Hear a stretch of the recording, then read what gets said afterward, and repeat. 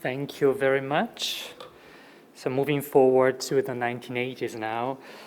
The paper I am presenting today is based on a book that I have just published together with two other co-authors, Fiammetta Balestracci and Enrico Landoni.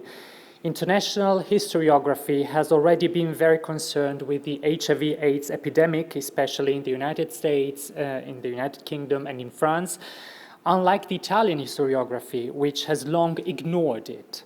Therefore, the book aims to animate the historiographical discussion and highlight the peculiarities of the HIV/AIDS emergency in Italy through investigations on the institutional and political framework, on the information campaigns of the Ministry of Health, and on the central role of the media in understanding and representing the disease. The latter is, of course, the topic that I have dealt with in the book.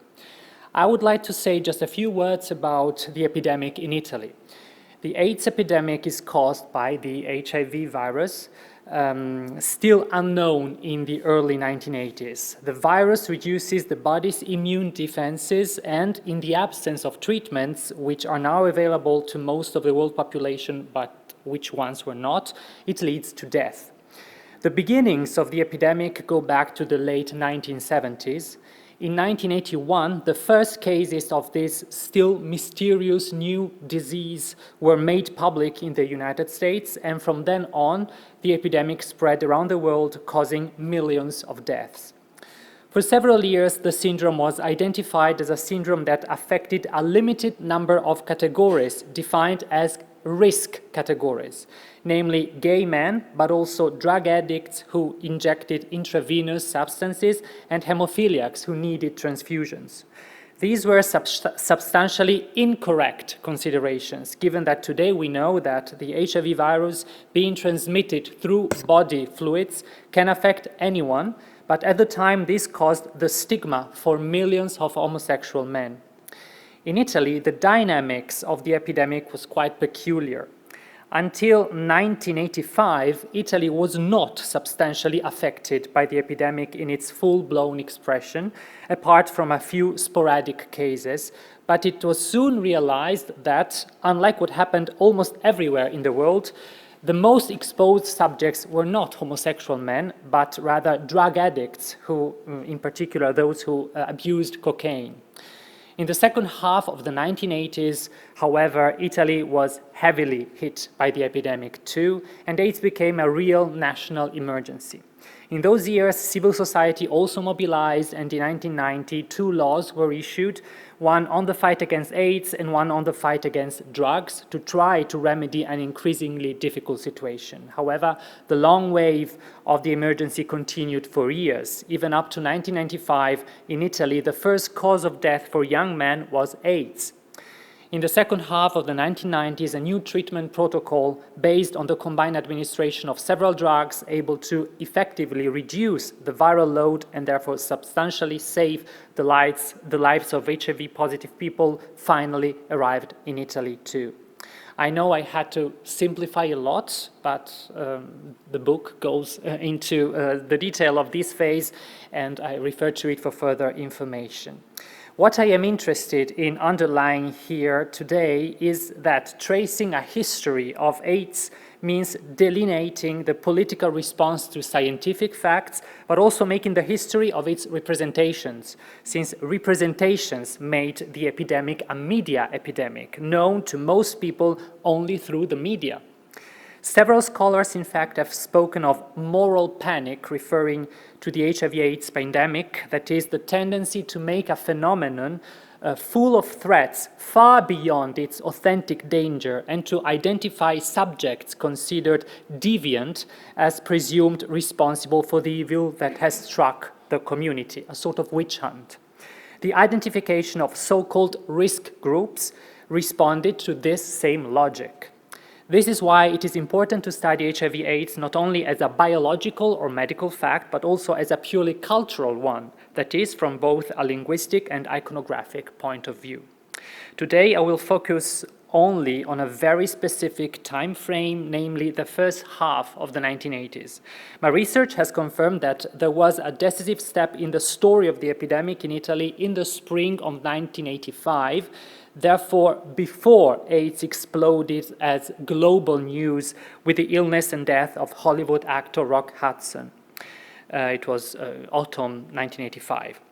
I would like to present to you what came before that, the genuine reaction of the Italian press, so to speak. Obviously, I will focus today only on daily newspapers, not on television or book publishing, which are also covered in the book, but I take the liberty of doing so because newspapers are central to my analysis.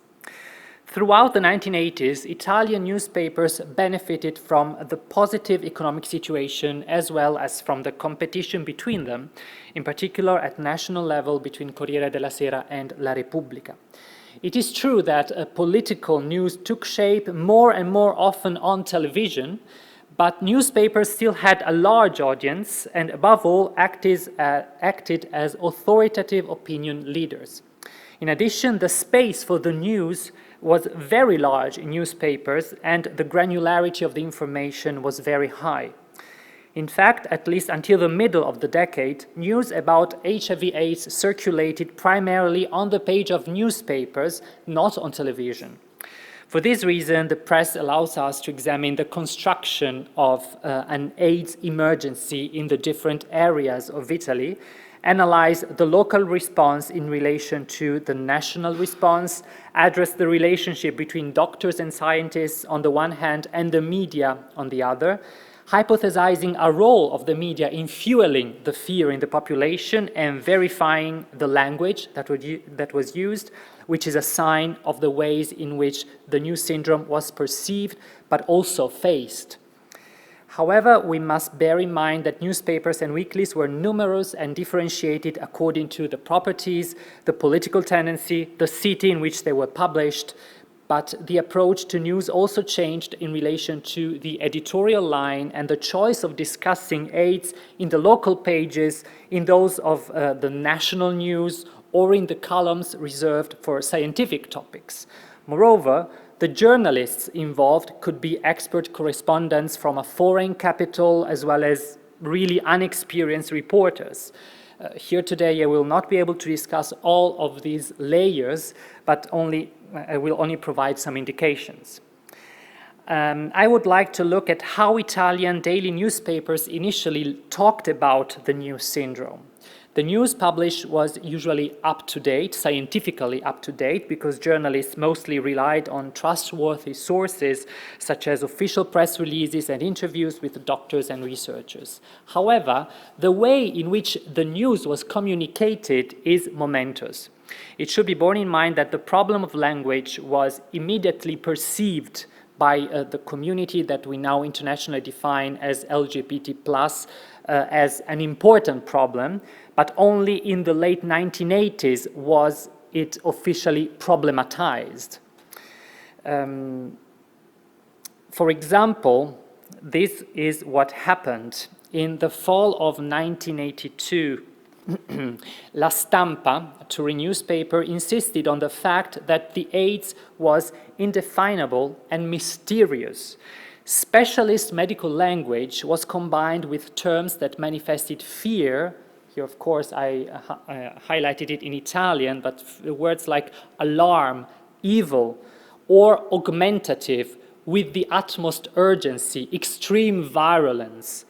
Also very widespread were expressions already used in the United States and the United Kingdom, such as gay syndrome or gay cancer, even when it was specified in the same article that heterosexuals and hemophiliacs also were affected. At that stage, however, the focus was mainly on what was happening abroad, particularly in the United States. The curtain was raised on the gay community in the US and on the practices of male homosexuality, which, however, since they were tabooed by most Italians, imposed on the press discriminatory and vague and therefore dangerous formulations, because they did not clarify what were the hypothesized forms of transmissions transmission of the virus. This was the case of an article in Il Secolo d'Italia, which states that the contagion would occur, I quote, only through very specific ways of and following abnormal sexual relation. So it was not said in detail what were these very specific ways, and the adjective abnormal was used with clear heteronormative intentions. Another feature of the Italian press in the early 1980s was the announcement of every single case that became known, even if it was only a suspected one, often in violation of medical secrecy. Furthermore, the journalistic custom of affixing alarmist headlines emerged. Here are some examples. I just read the English translation. How to defend ourselves from the fearful AIDS disease. World Health Organization in alarm, AIDS is rampant. Help, the American evil is coming. These headlines, capable of attracting the reader's attention, were followed by articles with an objective content. In addition to contributing to the threatening character of the news or of the headlines, lexical choices sometimes expressed moral judgments. The word plague, which carried with it the preconception of the premeditated spread of the infection, was an example. Italians could immediately think of the plague described in Alessandro Manzoni's novel I Promessi Sposi, which everyone read at school. But the moral preconception emerged especially when terms related to the sphere of normality or to the supposed naturalness of sexual life were used. Indicative is an article of the newspaper Il Giornale. The headline was Neppure i normali si salvano, question mark, not even the normal ones are saved, which states that, I quote, the mysterious disease that is killing homosexuals can also affect men and women who make love in the old-fashioned way according to nature. Similar modes of expression were likely to arise from the American press and television. It is no coincidence that this lexical contagion often occurred in anonymous articles, neither lengthy nor elaborate. Now, I would like to analyze how two historic and very popular daily newspapers, both of a moderate political setting, the Corriere della Sera and La Stampa, focused on HIV/AIDS from 1981 to 1985. Corriere della Sera was based in Milan and had several local editions, while La Stampa is a touring newspaper mainly circulating in the northwestern of Italy, which presented several local pages which had made its roots in the territory one of its strengths. In addition, both newspapers still had minor editions in the 1980s, Corriere dell'Informazione and Stampa Sera, respectively. So this is my corpus, where the center is the national edition, and the periphery are the local pages or the afternoon editions. All that is not produced by the central editorial staff. The comparison between national and local pages is of great interest. Although fear is an orientation, and therefore it is not the object of fear itself that counts, but rather the construction of a daily framework that recalls the threats external to the community, social psychology and criminology, which actually have studied mainly TV information, agree in indicating that it is precisely the local news that has very strong effects on the population. In any case, the way in which the news is constructed and presented at the local level has great relevance for its possible consequences. In Corriere della Sera, in the section Cronache Italiane, so the national pages, for example, the news of the isolation of the virus in Italy was reported quoting the balanced words of the director of the Higher Institute of Health, while the local section of Rome stated, the virus is in our house, with a strong emotional connotation. The same can also be said as regards the comparison between the national edition of a newspaper and its afternoon edition. The death of 3 children in Australia following contaminated transfusions was presented by La Stampa with the headline, in English, 3 children dead from blood transfusions infected with AIDS disease, which turned into 3 children killed by donor blood on the more sensationalist Stampa Sera, where the term killed could imply or presume intentionality, and the synthesis carried out accused the blood of the donor without taking into account the complex matter of transfusion. An important turning point occurred in the spring of 1985. Around the middle of the decade, in Italy, the number of AIDS cases, albeit gradually, began to grow too, even if the numbers were still very low compared to the US and other European countries.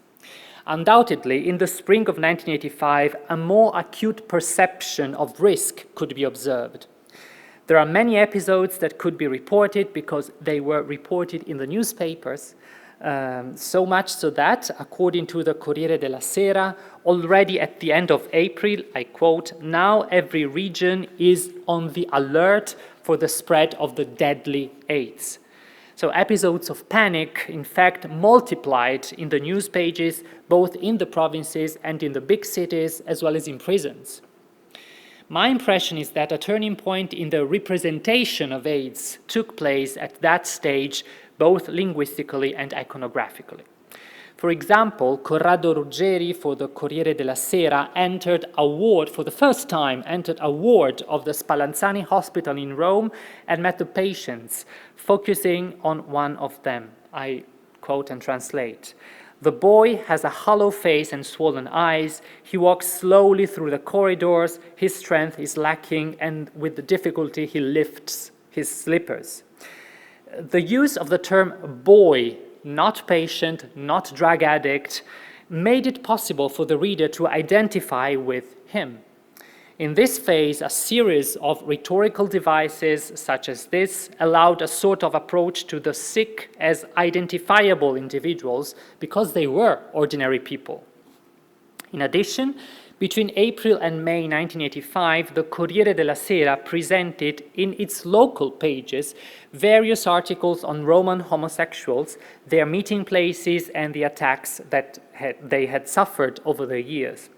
These detailed articles were accompanied by drawings by Aubrey Beardsley, an illustrator close to Oscar Wilde, and referred to the refined atmosphere and the ostentation of an eccentric and decadent lifestyle, but without any sexual reference. But the change was the publication, again in the section of the Chronicles of Rome, of the booklet How to Have Safe Sex, and that, I admit, it's self-censored. How to Have Safe Sex, disseminated in the city by the homosexual circle Mario Mieli.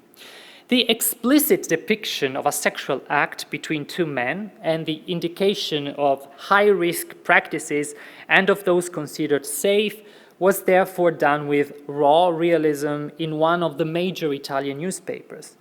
The editorial line had changed because the aim of informing took precedence over modesty and prudishness.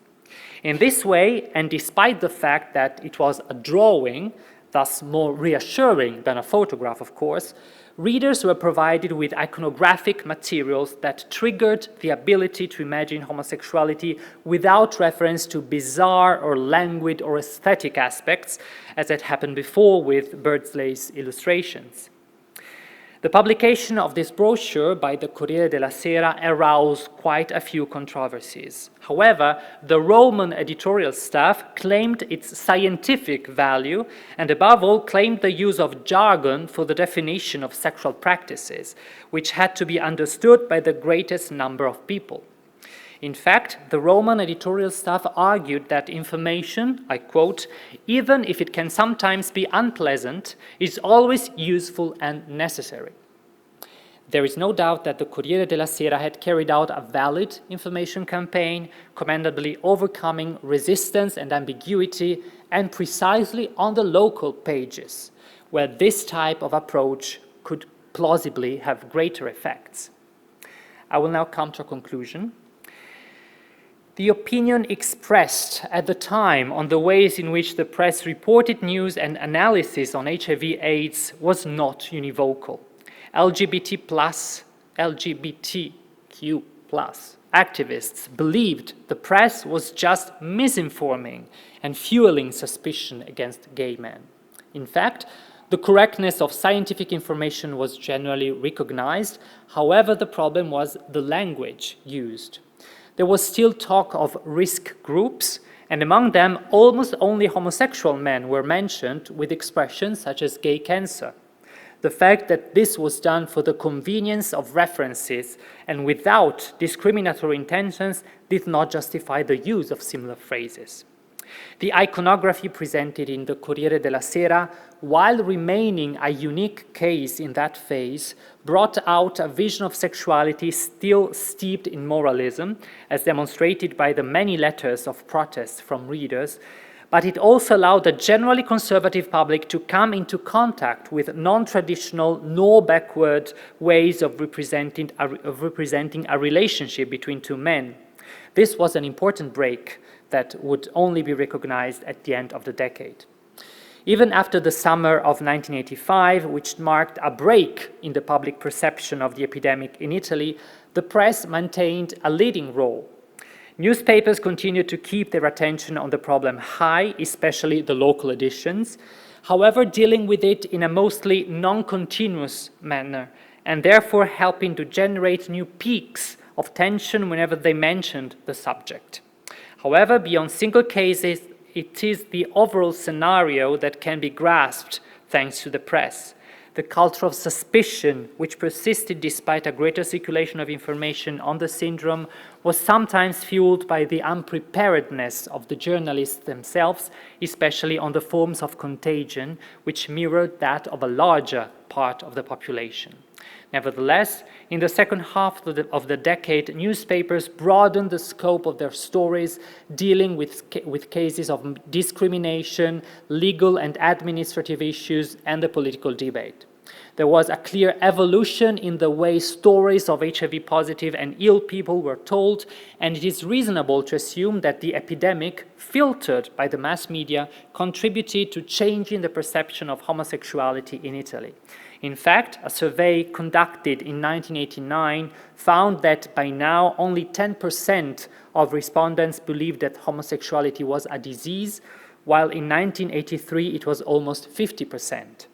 These were encouraging results, considering that in the UK, the execration of homosexual relationships had instead even increased in the 1980s. And in many countries, the persecution of homosexual acts was on the rise. AIDS itself had provided the occasion for the definitive break with the silence that had consolidated in culture on homosexuality. The press had been only part of this process, but an important one, and that had happened mostly on the local pages from the periphery to the center. Thank you very much for your attention.